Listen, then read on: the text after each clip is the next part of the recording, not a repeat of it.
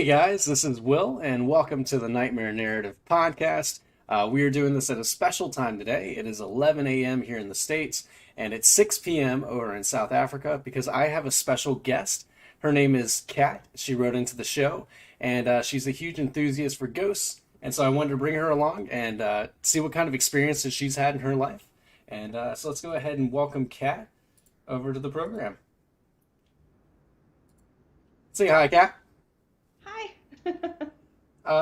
So Kat, tell us a little bit about some of the experiences that you've had throughout your life that made you kind of believe in ghosts. Um, phew, there's so many. I would say one of the more prominent ones is what my family likes to call the whisper ghost, where we would sometimes just hear a whisper like hello or a psst or something, Yeah. and more often than not, there would be other witnesses to it also going sort of, hey, did you hear that? And that was always super weird. And with the last few years where I live currently, it's just been one bizarre experience after the next, after the next, after the next. I think I kind of just found myself in the middle of a bunch of stuff. You know? Yeah, I don't know if we're having trouble with the live stream or not. Is it coming up on your end? I'm sorry. Yeah. It's working? Oh, okay, sweet. Yeah, it's not coming up on mine.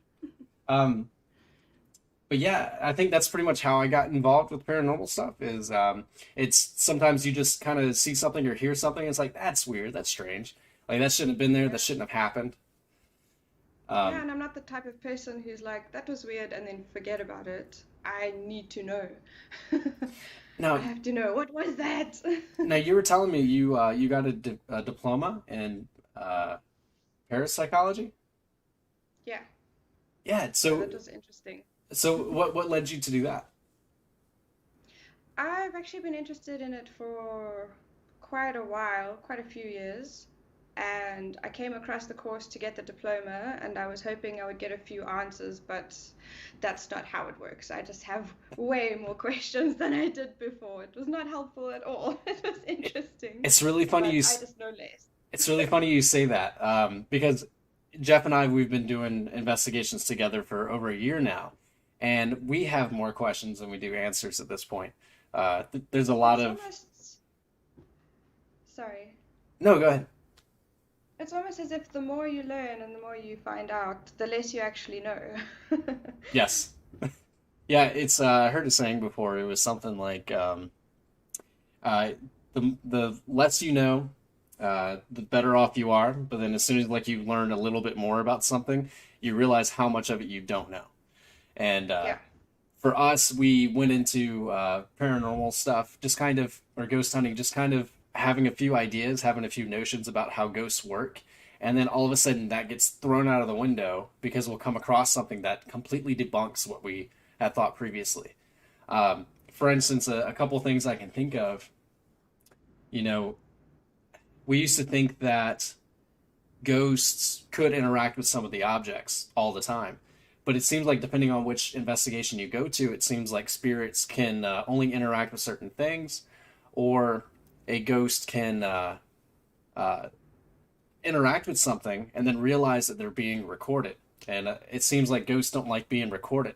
And so as soon as they figure that out, they stop doing that They altogether. are a bit camera shy, unfortunately. Yeah, except for children. I think that children ghosts, they just like kids in the living world, they push the rules, push the boundaries, and I think that they break the rules even in the spirit realm, messing with our devices, talking into voice recorders. Tugging on your shirt, pulling at your hair. Yeah, yeah, yeah, yeah. Yeah. Yeah, that hasn't happened to me, but it's happened to Linda before. I think kids were attracted to her, especially with her being a mom, and Oh yeah, for sure. Jeff is a school teacher, so he does really well with talking to kids. So like, he'll be in the middle of the room and he'll talk to this spirit as if it's a kid in his class, which is a cool skill set to bring to an investigation. That is helpful. That is very helpful. I don't really interact with kids often, so if I go somewhere where there's supposedly a child ghost, I'm sort of confused. Like, I don't know what to do. Do you want to play? Do you want to sing a song? I Yeah, don't I don't know how to talk to people in regular life, let alone the afterlife. So yeah, that Yeah. makes sense. Now, you had sent me a couple of EVPs a long time ago, so I have those pulled up. What I'm going to do is I'm going to go ahead and play it for you guys so you can listen to it. Uh, the way that my program is set up, I can't play it back to back. So what I'll do is I'll play one, play the next, and I'll go through it a couple times so you guys can listen to it. But tell me a little bit of backstory on these three voice recordings. The first one that I'll play is with your husband in the car. I think he's doing some kind of voice note to you. Yeah, so he was sending me some stupid voice note about something or another. I'm not really sure, don't remember what. Um, and when I listened to it, was sort of like, "Who's in the car with you?" He was on his way to work, and it was the classic, "Nobody's there. What are you talking about?" I said, "Well, there's the radio on. It's really strange. It doesn't sound like the radio. It doesn't sound like the aircon. Not really sure." Um, and I played it back to myself a few times. I decided that there is a whisper there. It's undeniable. Mm-hmm. So I clipped it and I just kept it. I have all these EVPs I'm not sure what I'm gonna do with, but they're all there. And then the next one, and all of these you can be able to clearly hear as if there's someone else in the room with them. The next one after that, there's two EVPs. I think you're using like a sleep app, or your husband's using a sleep app. One of them says "This is good," and the other one has like a whispered "Yes." So of course it's him in the room. Are you in the room as well? Yeah, so we're actually both sleeping at the time, and I set it up because I was regularly waking up hearing somebody speak, thinking maybe I was sleep talking, he was sleep talking, somebody's sleep talking, it's the neighbors or whoever, but it's definitely not one of us whispering. It sounds nothing like us, and it's far too clear to be something outside of our home. Yeah. Um, and it's actually a little bit scary how crystal clear it was. I was not at all expecting to capture anything like that ever. I'd never come across such a clear EVP before. It blew my mind a little bit. You know when you get goosebumps. Hmm. Yeah, so those are very, very cool, but a little unsettling because it's, in your bedroom while you're sleeping. Yeah, the first EVP that I ever heard was in my basement. So to hear something is in your house, it's Yeah. really scary. And it's close enough that you sort of feel, okay, well, whatever was making the sound or speaking was quite nearby at the Yes. time. So I'll go ahead and play the first one. This first one is going to be in the car, and then I'll play the other sleep app ones, and I'll kind of go through it three times so that way you guys can be able to hear them, and then we'll talk about them after.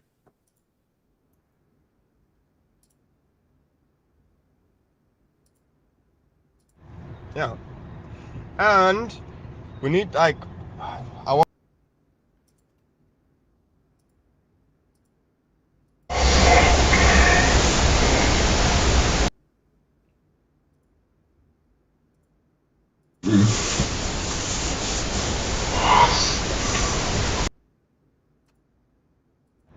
yeah. And we need like I want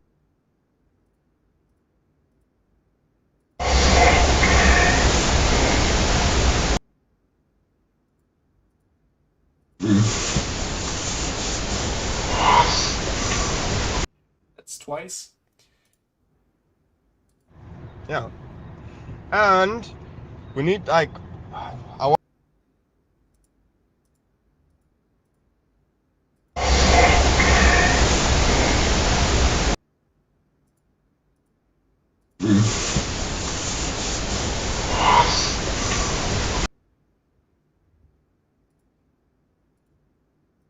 Yeah, so guys, let me know down in the chat what you thought of those voice recordings. To me, I think that those are definitely at least a Class B voice recording, maybe even a Class A voice recording, which are very rare to get. Those types of things we spend hours at investigations trying to get. And the fact that you were able to get those things, the first one in the car, just randomly, just doing the voice note, and then just playing it while you're doing the sleep app. The sleep app one has become very popular. I've seen a lot of people, they say that they've had sleep paralysis, and so they'll go ahead and record themselves. They'll also record themselves to hear themselves sleep talking pretty much. And clearly you can hear in one of them, you can hear your husband either snoring or kind of talking to himself, but there's another voice in there that's not yours. So Yeah. there's clearly someone or something else in the room while those are going on. I've had really good success with this because it is an incredibly sensitive recording app. And actually, where I live, within the building, I have used it in other apartments and also caught really, really, really awesome EVPs. So it's a really, really cool tool to use if you are looking to get EVP because it's so sensitive. You just have to be willing to kind of get through a lot of other noise as well, which is typical of a sensitive recording. Yeah, It picks up everything, you know. Yeah. yeah, it's just like basically doing your own paranormal investigation. We'll be at a place for 12 hours and we'll sit there and listen through 12 hours of audio hoping to catch something, and you might get 5 seconds of a clip, and that's it.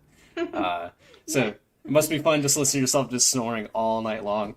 Probably one of the things that you can do is Yeah. just kind of skip through it, right? And kind of listen to it. Or do you listen to it all the way through? So it actually doesn't record absolutely everything. It records anything over a certain decibel, I guess, or any time that there's more noise than usual. So it kind of sets a baseline and then it only records snippets over a certain amount.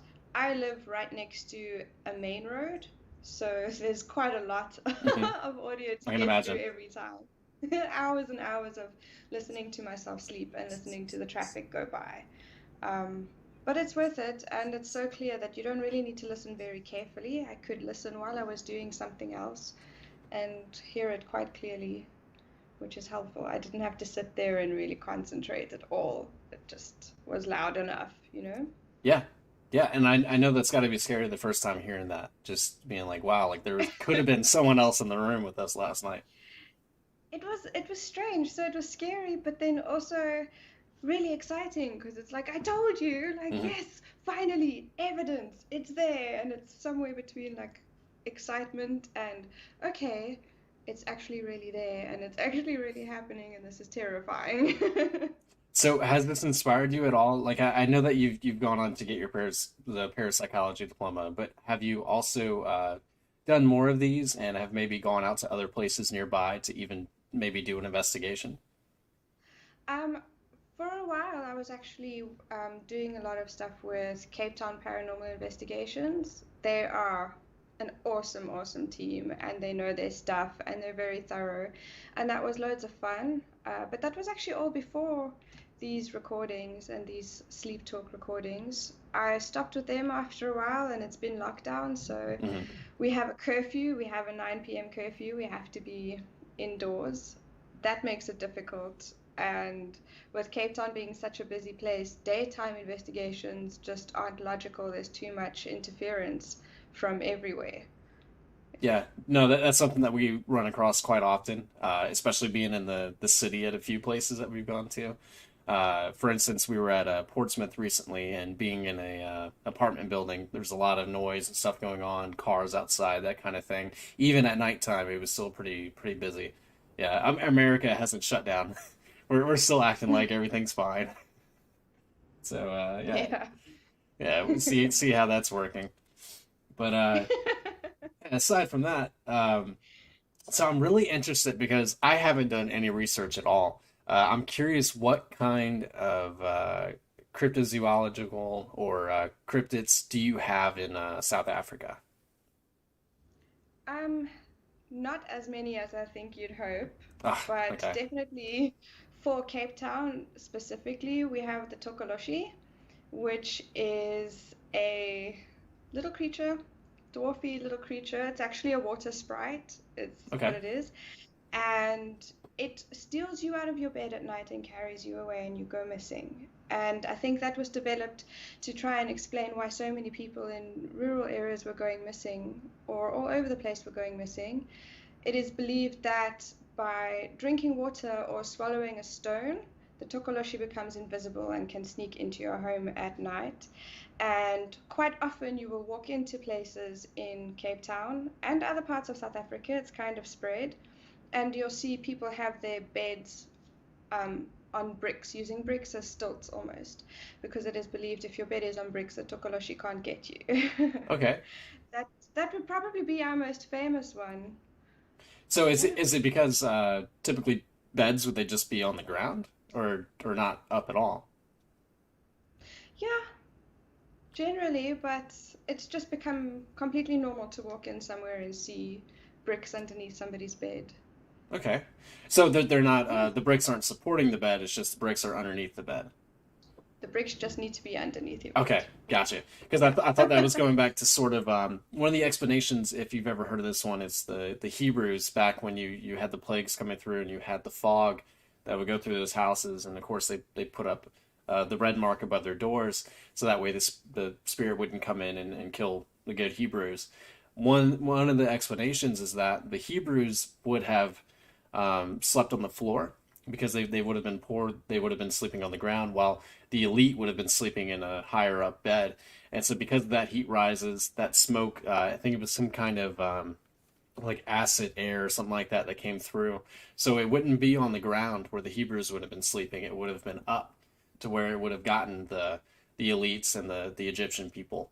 So I was wondering if that was the same instance of that story of basically you should raise your bed off the ground so that way you're not, bitten by a snake or something like that happens to you at night. I was wondering if that It's was sort of similar. possible. It's possible. It's such an incredibly old legend that there are so many different explanations and different stories and different descriptions. So I can only really give a vague idea of what it is because depending on where you are, it will be different. What anybody tells you will be different. But that's definitely our biggest sort of folklore legend, especially in Cape Town. Yeah, and other than that, Cape Town is the home of the Flying Dutchman, which is pretty cool. Yeah, so for the people that don't know, if you could tell us a little bit about that story.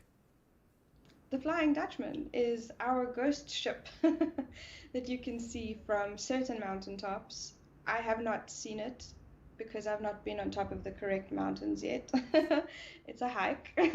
So, but I plan on hiking up and trying to see it. There are still regular sightings and people saying that they claim to see the Flying Dutchman sail past.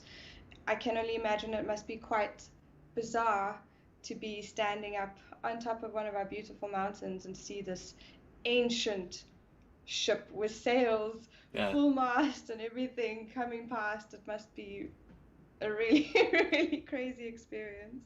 yeah, I can imagine. But South Africa, I find, is not all that open to the discussion of spirits and ghosts and the paranormal That's interesting. world or the existence of the paranormal. It's a bit strange. Maybe that's just my personal experience, but it's almost as if South Africans feel strange saying that they believe in something or they've had an experience because it is so frowned upon often. Is it Yeah. just the mindset of the South Africans of kind of pushing science into it and saying no, there's a logical explanation. It could be this or that, or maybe they treat it as a mental health disorder. I don't think it's treated as a mental health disorder at all. I think it's a combination of saying, where's your evidence? And of just sort of, if you don't talk about it, it's not real. Hmm. There is a big culture in South Africa of if it's not something you're comfortable with, then it shouldn't be discussed. And if you don't discuss it, then it's not happening. Gotcha. So, yeah, I think it's mostly that. Okay. Now, your spirits that are there, just some things that you've heard. Like, of course, here where I'm from, we have some of the oldest parts of America. So the furthest back we can go is 400 years. Um, we have ghosts of Spanish pirate ships coming up to shore. We found that Spanish gold that was left out in Matthews, Virginia. You have British redcoats, you have colonists, and then you have Civil War, Revolutionary War, and then moving up to the 1950s, World War II, and then up through today. That's our history of spirits. It only goes back about 400 years. You also have Native American spirits that have been here for well over 1,000 years. But in South Africa, how far back do your spirits kind of date? As far as your buildings go, What type of spirits are there? What could they possibly be? What type of people they could have been? What kind of hauntings do you have there? Well, that's such a tough question because I mean, South Africa is just so full of everybody and anybody, and it's such a, I mean, if you go back thousands and thousands of years to the people who originally lived here, there are lots of spirit stories there, and then people came and they found South Africa, Yeah, white and white there white are people, lots the of, Dutch found it. yeah, Found it. Yeah. there are lots of sort of stories of spirits there, and we have your typical hauntings of, the sad hitchhiking lady Okay. and, the man running on his horse down the street. We have what would be considered your very typical hauntings. Let me We have guess. very, Do you have a bride that hung herself from a bridge? yeah, Do you of course. really? Why is that everywhere? Oh my gosh! Every bridge you see in America, it's like, yeah, a lady hung herself from that because she couldn't face the marriage. Yeah, of course, the mother and the crying baby in the old Yeah, library, we have it all, you know. that's crazy. Why is that such a universal thing? I think just because it's creepy. Yeah, and it's relatable. You know. Everyone Yeah, wants to the hang faceless, themselves before a yeah, marriage, you the know. face, the faceless man in the forest, obviously. Wow. Yeah, so y'all But got a Slender Man out there. Okay. oh, absolutely, absolutely. If you can think of it, it's going to be somebody that's seen it. Yeah. Now, here, we have Native American burial grounds and that kind of thing. So we have like, of course, like pet cemetery kind of stuff, where it's like, this house was built on an Indian burial ground. Are there that kind of thing in South Africa where it's like, you built it on the people that were here before, and now you're cursed because you disturbed their land, kind of thing? Oh no, we don't care. No, you don't care. Oh my God. Um, oh, we just don't know. I mean, Yeah. Robben Island, which is right there, is known to be where Nelson Mandela was kept in his prison Hmm. cell. But it was actually also quite a large leper colony. And for instance, Robben Island has thousands and thousands of unmarked graves, and they're still finding more and still finding more. And these people were treated horribly. But Who were those people I that were mean, buried there or kept there? the lepers. The lepers. Okay. I thought you said leprechauns. I was No, really confused. Lepers. Okay, that makes sense. that would have been wild. Thousands of leprechauns buried on this island off the coast of South Africa. Okay, lepers. Lepers. So they were put there and stripped of all their basic human rights and Hmm. never saw family again and just treated horribly. And then when they died, they were kind of just thrown into a hole in the ground and covered up. And I mean, that's right there. And there's thousands and thousands of these graves, and they keep finding more and more of them. But I mean, nobody talks about it. Nobody ever really considers it as anything huge, I Hmm. guess. So, I know that I've watched a lot of these American podcasts and Yeah. shows and stuff, and it's always like, oh, there's an Indian burial ground, or that used to be an old churchyard, or something like that. South Africa, there's none of that. Hmm. If you say to somebody, oh, I think my house was built on an old burial ground, it's a little bit creepy, something might be happening, then they'll just tell you to like man up and get some sleep and you'll feel better in the morning. You know? Wow. Yeah, that's so different from here. That's crazy. Yeah, because here it'll be like, yeah, my dog saw something in the doorway, so I took a picture, and if you zoom in on the grainy photo, there's a ghost, and then everyone believes it, and they're like, yeah, that's a spirit. Well, Yeah. there it's like, I right, mean, you're yeah. crazy. Yeah, here it's like unless you can actually shake hands with the ghost, people don't really want to believe it. Or you have the complete extreme where absolutely anything and everything is a ghost. That's most of the So Facebook groups I'm on. So, yeah, it's like one or the other. Either there's absolutely no way there's hmm. such a thing as spirits or ghosts or anything, or like every little speck of dust on a camera is a ghost, and absolutely everything is to do with ghosts, and it's, it's either or here. There's nobody that's really in between, not in my experience Huh, anyway. that's interesting. Now that Leper Island, is that closed off to the public, or are you able to go there? It's not closed off to the public at all because it's where the prison was that housed Nelson Mandela Hmm. when he was serving his sentence. They have tours multiple times a day, but that is to the prison and to the rest of the island. I have sort of requested a few times to be able to go there and maybe spend the night and investigate the cemetery and the graveyard, and it's just been turned down because that's not a tourist attraction, you know. Like, it's horrible. Nobody wants to go on a tour of that. So Yeah. it's, I mean, people go in and out of there all the time, every single day, multiple times a day, but it's for other Hmm. reasons. Yeah, you Yeah. don't have people just standing around with voice recorders and IR cameras and stuff. Yeah. No, that's way too weird for South Africa. Way too weird. Because it reminds me of that island. I think it's off the coast of Italy, but it's where they had the Black Plague and stuff, and that's where they put all of the people out there in quarantine until they died. And there's hundreds and hundreds of bodies, and you can still like smell death there and everything. It's one of the most haunted places in the world. So I was wondering if that was a similar situation, but we don't know. You can't. It's frowned upon. Huh. Yeah. Now that prison is it Or they'll still? just think that you were drinking too much. Yeah, you're just a drunk. Yeah. Is that prison still operational, or is it just a museum now? No, it's just a museum now. Okay. Yeah, so the island is basically just having tours and touring the prison. Now, as far as you talked about some of the traditional ghost hauntings that you guys have there. Are there any war-related ones that have happened there?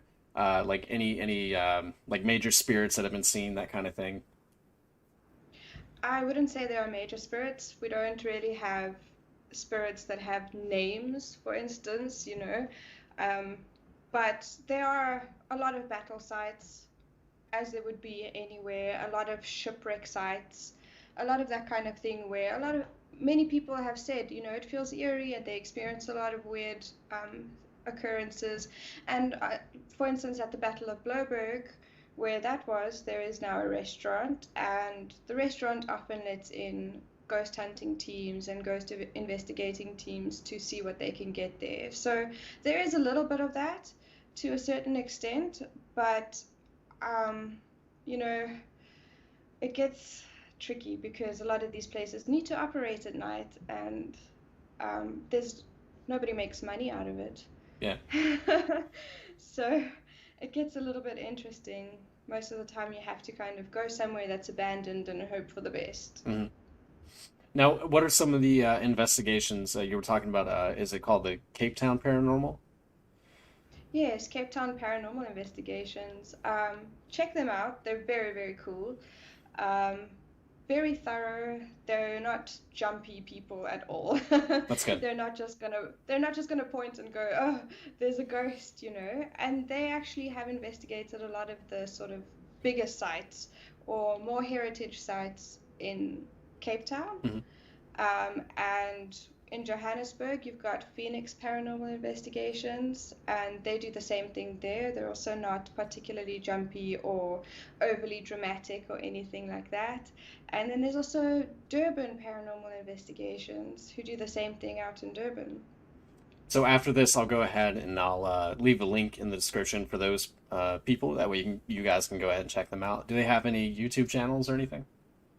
Yeah, absolutely. I will send you Cool. all those links. Awesome. I'll go ahead and Yeah. put that in the description. So if you guys are watching this later on in the day, you can be able to go check those guys out, and I'll go check them out as well. I'm interested. Cool. So while I have you here, so what?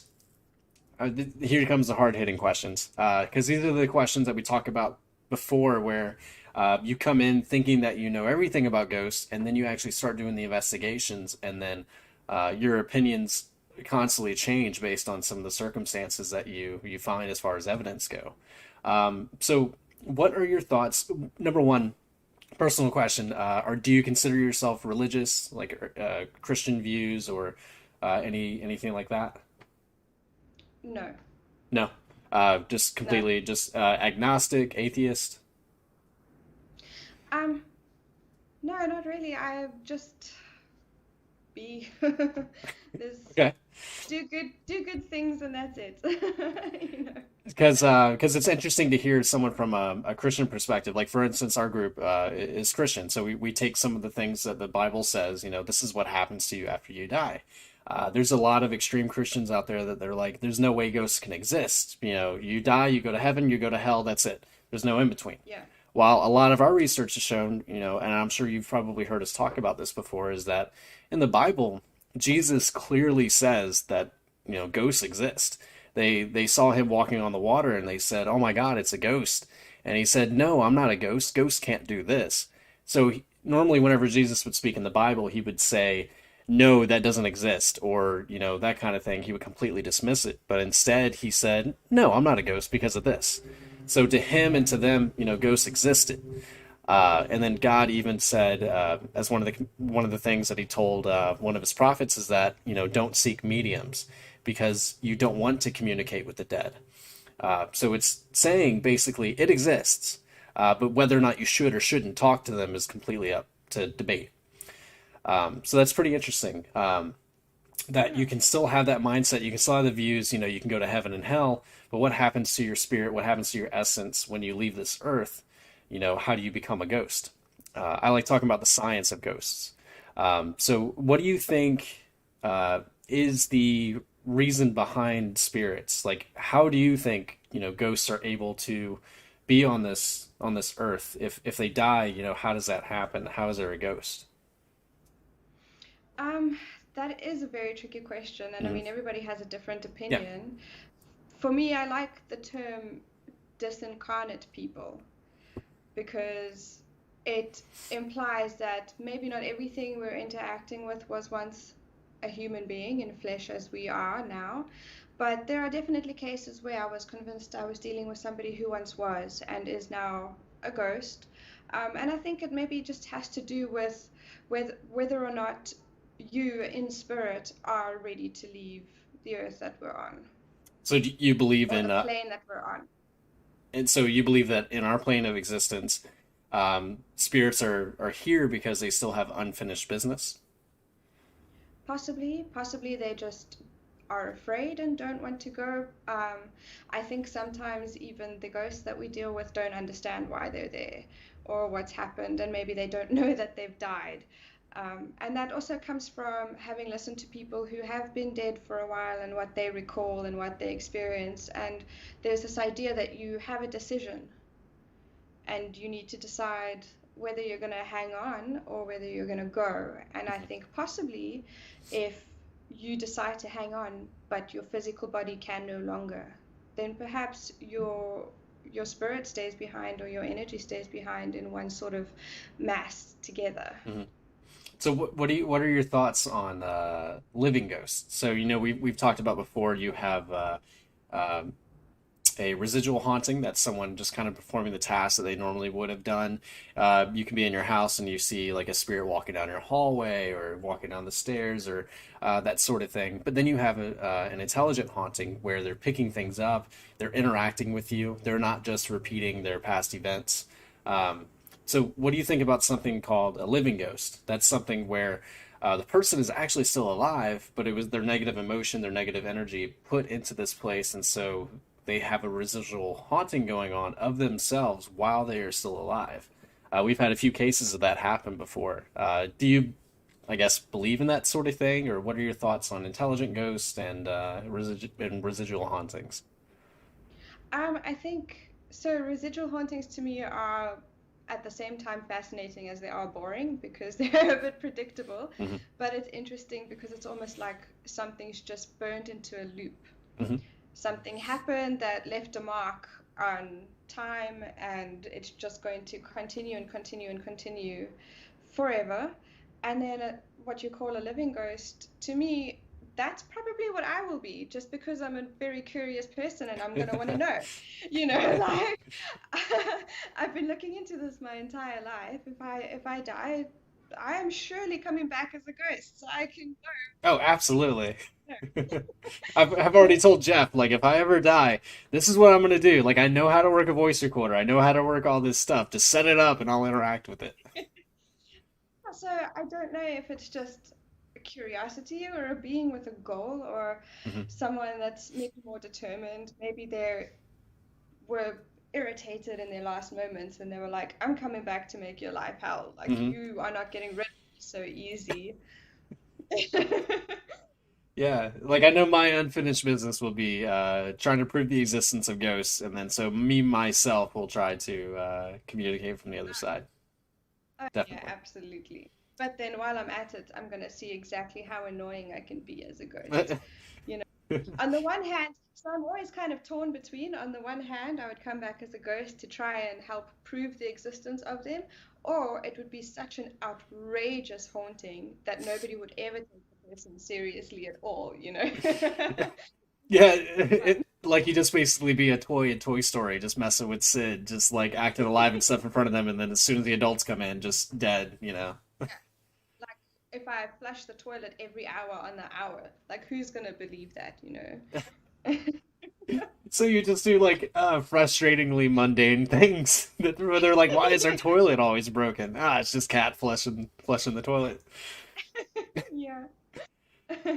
I think I would definitely travel the world if it's at all possible. One ghost that I do know that has traveled the world is Benjamin Franklin. This dude is seen in Philadelphia, New York, France, England. Like he's everywhere.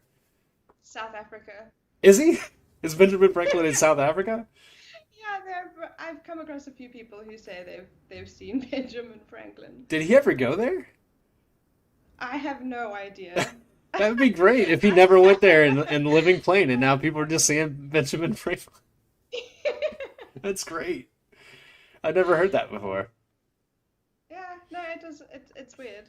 It's weird. But I Yeah, mean, anybody could look like Benjamin Franklin, I guess. you know. Yeah, I definitely travel the world, see the things that I wasn't able to see in my living form, and I get to experience all that really cool stuff.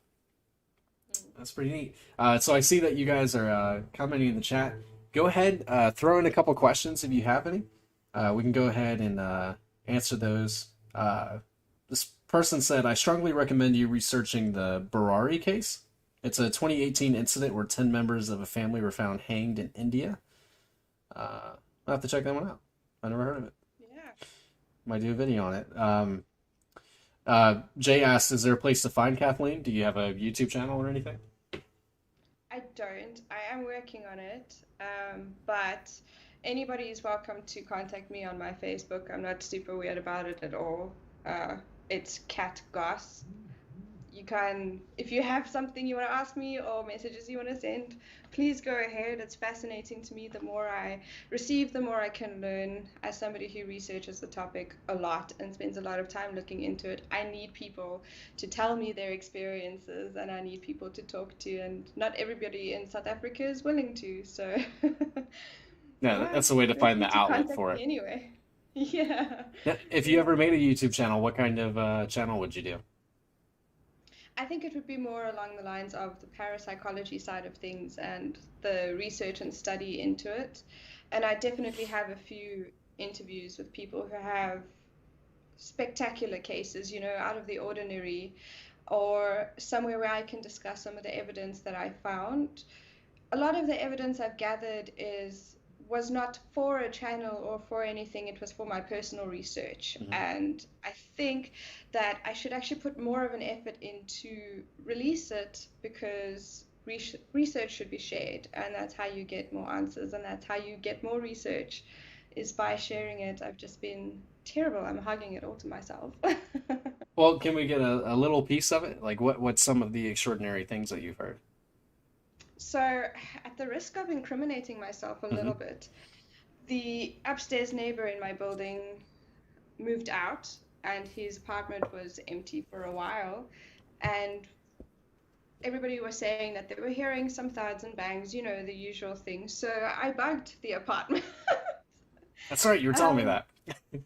yeah, so I bugged the apartment and I got some more very, very good, at least Class B or Class C EVPs there. And in the next door apartment as well.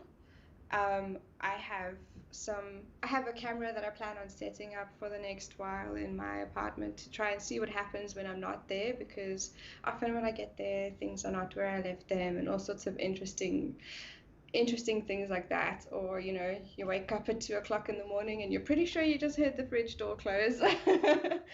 um, to get that on camera would be fantastic, but I do know that ghosts are camera shy and it's quite a Mhm. task.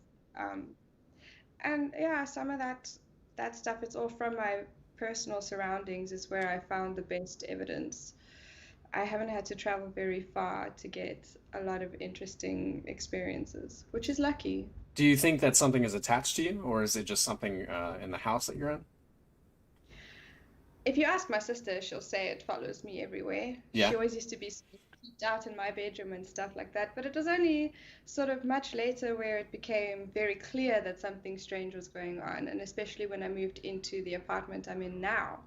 And when I moved in there, a friend of mine was living in the same building, and she said that she had some weird experiences, and I sort of just brushed it off because, you know, um, but I think it's definitely to do with the building itself because it seems to move into empty apartments when they are empty. I've been living there for 6 years, so I've the apartments have been empty regularly around me, and it's always the same story. Every time one comes empty, all sorts of strange things start happening, and now I've managed to catch some very clear evidence in one of the empty apartments. Um, I mean, it got so bad that we had to call the landlord in to make sure nobody had broken in. Yeah, that's how clear it was. Like there literally Yeah, was someone upstairs. yeah, things were dropping, stuff was being shoved around. You could hear talking and footsteps and everything. And when you opened up, it was not even a speck of dust was there. Nothing was out of place. Nothing had been moved. And yeah, so it got to the point where we thought there was an actual living person that had broken into the apartment and was messing around. Now, when you were younger, did you ever like mess with Ouija boards or anything of the occult or anything that could possibly let something in? Or because usually some people have No, like some kind of entry point to where those spirits could attach to you. no, not at all. I think possibly one of the homes that we lived in with my family, there were some bizarre experiences, and I think the fact that I didn't ignore it or brush it off allowed me to be more aware of it. And Yeah, it's almost like they're using you to be able to communicate with. They're like, "Wow, this person can hear me, so I'm going to talk to them." Hmm. well, yeah, and I think if you pay attention, it's exactly the same with any kid. If nobody's listening, they're going to find the one person who is and just Hmm. latch onto that person. And I don't think anything's ever followed me from anywhere. I don't think anything's attached to me specifically. I think these things happen everywhere and around everybody. I just pay more attention. Yeah, no, that's a good way to sum it up. Some people are just more susceptible to it, they're more open to it. And so, because of that, you're able to open your eyes and ears to what is always around us. There's always spirits around you. For instance, I'm a firm believer that you can go into your house right now. Doesn't matter how long it's been built, how long it's been there, and I can almost guarantee that you'll get some kind of voice recording if you do it long enough.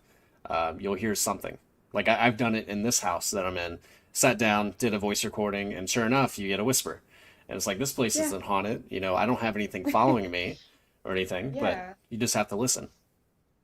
And I think a lot of it comes from the misconception that because you have found evidence or because something has happened, that the place is haunted permanently, and that's unlikely.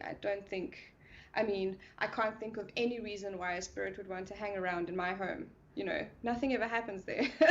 It's a boring place to be, so they definitely come in passing or by accident, just exploring. And I think if they find somebody is paying attention to what they're doing, they'll hang around a bit longer until they get bored and then move on. So I think people often make the mistake of one strange thing happens and now they want to move Hmm. because, and in South Africa specifically, I found a lot of people are very quick to jump into the idea of there being a demon. There's just people seem to struggle with the idea that there could be a ghost or a spirit that's not out to get you and that's not dangerous, and there's really no reason any of them would want to hurt us. Now, do you believe in demon spirits at all? No, I just think some are angrier than others, Hmm. and that perhaps some of them weren't human. Perhaps there's something completely different, and we just don't have the right structure or whatever to be able to see it and hear it properly. I think But I that don't think it's evil in a sense. I think it's just different. I think that there's definitely such a thing as Jeff and I talked about this on the last podcast, where you have someone that was a bad person in life, and then so of course in death they're a bad person as well. And it seems like something kind of attaches to that spirit, similar to what I would say battlefields or a place where there was a lot of death, a lot of sadness. There's something that wasn't a person. There's some kind of energy spirit that's there that kind of feeds off of it. And so I believe that there's such things out there that are not necessarily human ghosts, but are some sort of negative spirit that thrives there. And that same type of spirit is what attaches to those negative spirits that are in your house, like someone that was a murderer, or someone that was an abuser, or something like that. That while in death, they're still a bad person, but there's also something else attached to that spirit as well, doing the types of things that normal human spirits couldn't be able to do in the afterlife. Yeah. I mean, if you think about it, if you get angry, that's or like extremely stressed out, that's usually the time when, your printer stops working, your computer stops working, things start going wrong. And I think there's definitely a change in the way your energy behaves when you're angry or when you're in distress. So there's no reason why anybody who was angry in life would not be angry in death. And in places like battlefields, that would be the biggest type of energy you'd find is distress, anger, fear, all of those negative things. And so it would definitely come across as a negative entity. Now, do you believe that for trying to phrase it, for places like battlefields and that kind of thing, when you have all that negative energy, uh, do you believe that there are like negative spirits, like things that weren't necessarily living, like where we get wraiths from? A lot of people have seen wraiths throughout history. There's a bunch of different names depending on which culture you're in. Uh, do you think that some of the folklore legends that we have was a way to kind of explain some of those spirits that people have seen? Oh, certainly. And I think that comes a lot from, I mean, if you know somebody that you dislike entirely and you think that person is a terrible person and you hate them, they seem ugly to you. Hmm. When you look at them, their appearance comes across as ugly. And I think if people are afraid, they're definitely going to see something terrifying. And another question I was thinking of, a lot of the cases that we have are people that are going through a depression, whether it's a divorce, anxiety, or they're taking medication, that kind of thing. How much of that do you think those people are seeing ghosts, that something negative is attaching to them because they're going through a negative situation? And then how much of that is possibly either a mental illness, the medication that they're taking that helps them see that kind of thing? Do you think that that's the spirit that's attaching to them and showing to them because they're vulnerable to it? Or do you think that that's something mental and emotional that they're now projecting into their environment? So that's a really good question. I think we can't write off the possibility of there being a negative entity that causes or latches onto people who are vulnerable. But I think we need to be careful because people who are suffering from depression or anxiety or any of those things, on medication or not, it is very, very normal for you to dissociate as a coping mechanism.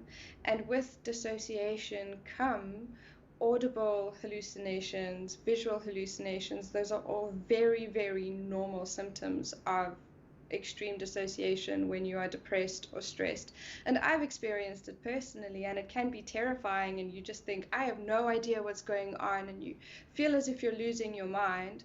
And if you have to jump into it and say that this terrible energy has attached itself to me, you're actually just going to put yourself in a worse place because you will be more terrified.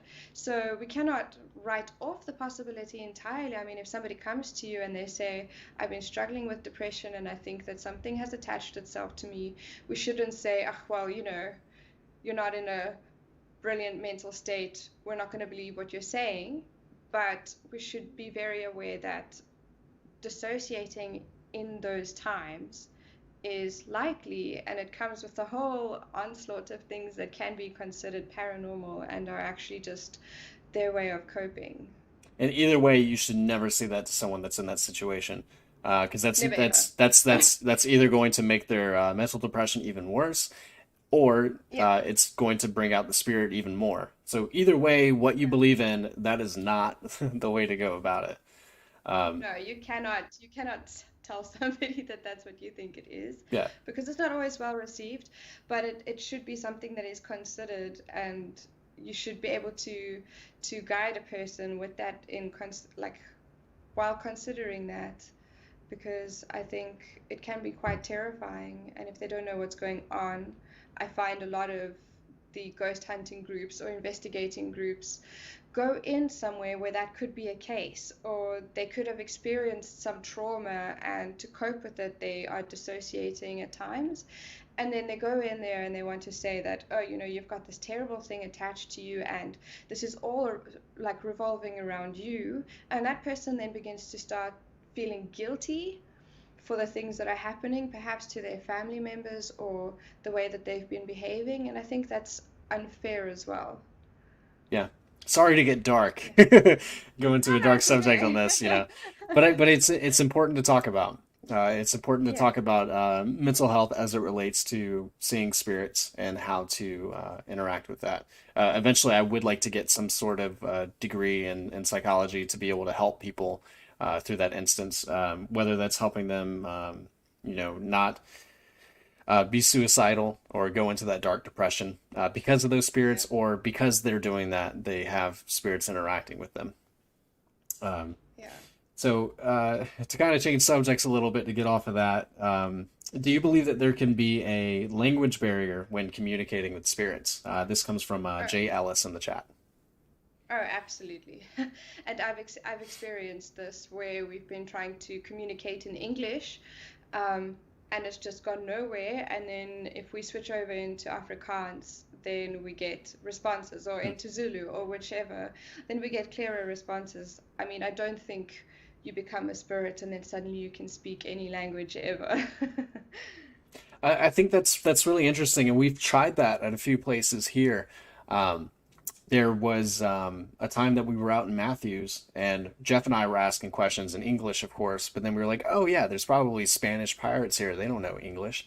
And then so Linda began asking questions in Spanish, and I feel like that we got more activity when we started doing that.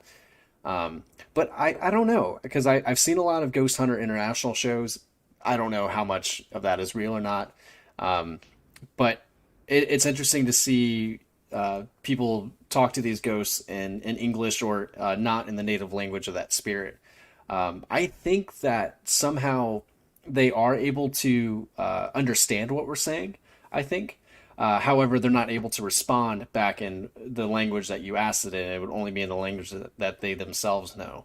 I think that Yeah. my understanding is that they can understand you when you're talking to them in their language, but they might not want to because they don't relate to you, or they're able to respond, but it won't be back in the language that you asked it in. Yeah, we've had a lot of really, really good responses if we've changed languages. And in South Africa, it can be a bit tricky because we have 11 official languages. So, I mean, what we are the we speak chances we that speak American in America, so what are the chances that you have a group of people and there are enough people that all 11 languages mhm. are a possibility, but we do our best. That's interesting. Yeah, I would love to see some of those investigations that Cape Town Paranormal has done, and see how they've done it with different languages at a certain investigation. Yeah, That's pretty neat. I promise you there are subtitles. Thank you. Jeez. Um, well, I think that's all the questions that we have in the chat. So we'll go ahead and wrap it up. I don't want to take too much more of your time. But thank you guys so much for joining us on this special date and time today instead of the normal 8 p.m. Eastern time. Um, I will go ahead and leave a link in the description below for the other YouTube channels that we haven't mentioned on the show today. And thank you so much to Kat for coming out and Thank having this you. with us. Appreciate it. And well, let's see if we got a chat that came in. But thank you guys so much. I will see you again next Monday, 8 p.m. Eastern time, as I'll have Jeff Santos back on the show. But thank you guys so much for watching, and I'll see you again next time. And remember, sleep well.